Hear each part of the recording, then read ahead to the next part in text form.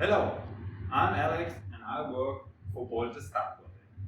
Almost we get the question how we can change the anchorage of a shear connector. So there are two ways. The simple way is to buy a long shear connector, but if you do not, if you can't do this or you have not the time to change, buy a new one, you can also weld a shear connector on a shear connector. But before you do this, please look to the EOTA. These are the standards. In this standard on page 12, you will find what you have to do. And you see, we need a paddle ring under the first stud, under the first shear connector. So, in this video, I will show you how we weld these two studs on the stud.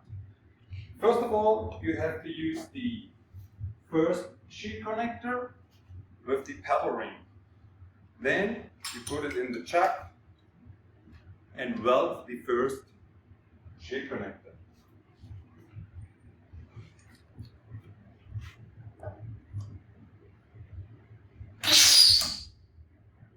After you have welded the first shear connector, you use the second shear connector without the paddle ring and weld it on the first shear connector.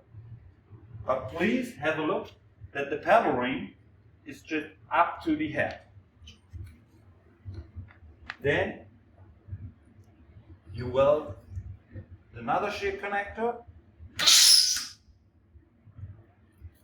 and now you are ready, and we have a look.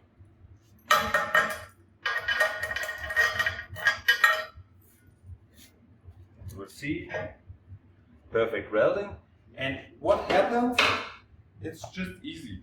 The current flows at the moment now not under the first shear connector, because here is the paddle ring.